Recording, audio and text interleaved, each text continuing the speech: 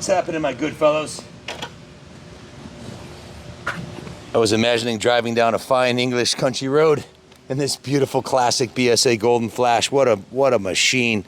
Now, the Manic Mechanic resurrected this from its 4-year slumber it had in the museum and went right through it and put a new battery in it and cleaned the carb and everything else.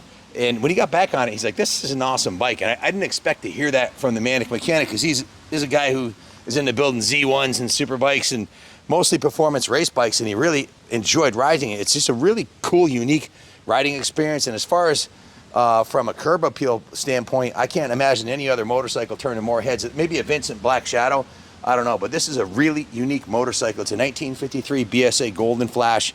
It's been on display in the museum since 2018, actually, and a good friend of ours, Dave Mercier, is liquidating some of his collection he had on display, so this one's going up for sale. It's absolutely freaking gorgeous. It's been given a full comprehensive frame-up restoration on an original mint chassis, engine, wheels, and everything. So this particular model, BSA was the #1 manufacturer of motorcycles in the UK, and they had a great reputation for producing the best English bikes made. And Triumph came out with the Speed Twin, a 650. BSA only had a 500. So when they came out with the 650, BSA was playing second fiddle. So they knew they had to get the best foot forward. So they hired Bert Hopwood, who was the engineer for Ariel that did the Ariel Twin. He also worked with Triumph on the Speed Twin, and he also later on worked with Norton, I think, on the Dominator engine. So he had a long history of producing. It'd be like KTM hiring Jet Lawrence right now. You know, it's getting the best guy on your team, so you know you're going to win. So they hired Bert, and he designed this engine. It has the alloy rocker boxes on top, the iron head. It has a built-in intake manifold, so no worries about intake leaks. It's a vertical twin 650cc, 4-speed, just a kick-ass engine. And they were out of the box. They'll do the ton. They'll do over 100 miles an hour. And they were very competitive with the Triumphs, and to put BSA back on the map and back on the leaderboard. This particular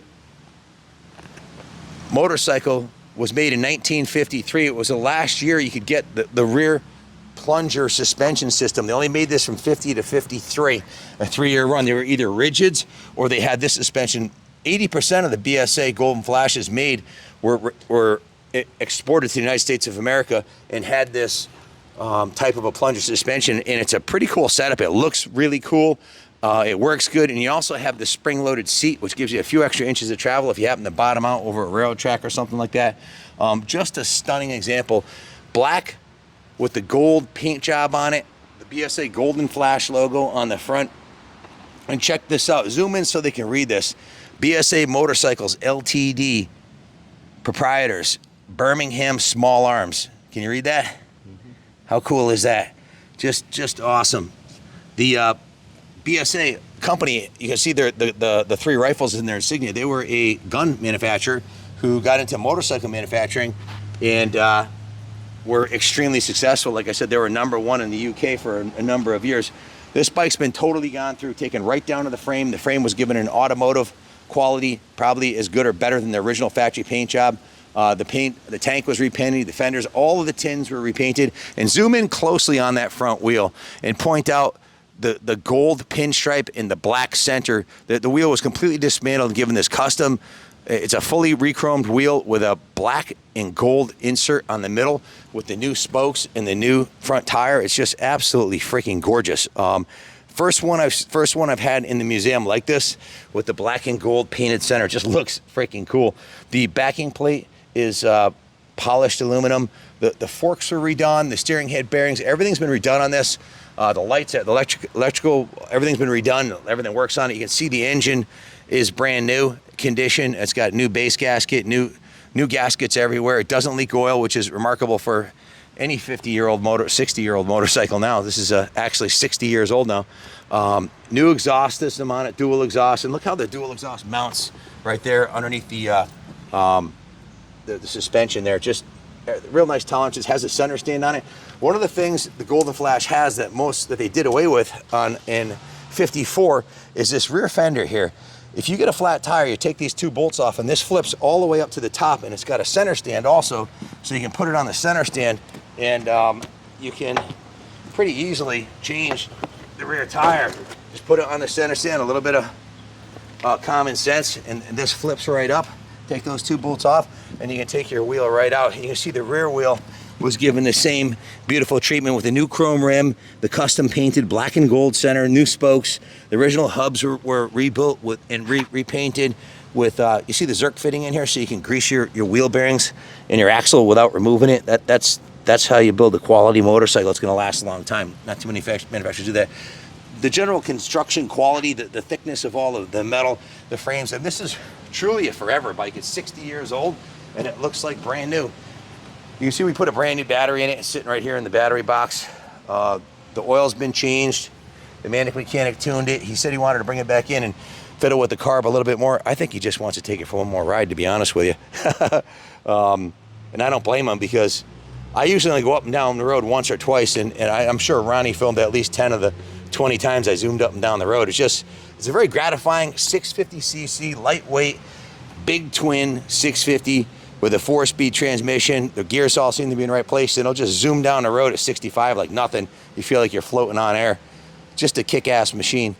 You know, to do a frame-up restoration on any 1950 classic, plan on spending months chasing down parts and plan on spending months, if not years, doing it. This one's done. If you had hired any shop to do this type of restoration, you'd be looking at a minimum 100-hour work ticket to do a frame off on a twin 650 like this. So you're looking at, you know, to duplicate this restoration, you're talking 10 grand plus for the shop labor, and then plus all the parts and the paint and everything. You're going to spend a small fortune. So this thing's worth every penny that Dave has to get for it. And it's Kaplan America proved it's a kick-ass bike. I started riding on a 72 Daytona 500 Triumph. I like this engine better than the Daytona 500. It's got more nut, it's got more torque, and more horsepower. It's a cool piece. I really enjoyed riding it, and hope it goes to a good home. It's going on to back in the museum. It'll be in the British bike display on the 3rd floor. If you want to come take a look at it till it goes to its new home, it's a beautiful piece, and it's ready to ride or ready to show. Worthy to mention, these are cast tank badges, the originals, and they're in freaking mint shape. And these are the original knee pads, showing a little bit of patina on the center there, but those are the original 60-year-old factory installed BSA knee pads. This one doesn't have the patina, the other one has. This one looks it's in better condition. But in the saddle is this really thick leather in really thick stitches, just beautifully done. It's something that everybody who walks to the museum gives it a double take. It's not a bike that you will be ignored on if you drive this anywhere. Like I said, anything short of a Vincent Black Shadow isn't going to turn as many heads. You know, you can roll up on a brand new 60,000 CVO Harley, nobody gives a shit. You know, because every yuppie on the planet or rich urban biker can afford one, but not everybody's got one of these, and it's going to be sold for a fraction of the cost of a new CVO. So, investment quality classic, well sorted, oil tight, kick-ass machine. Has my seal of approval. Thanks for watching. I used to say long live the king, queen, but now it's long live the king, and God bless America.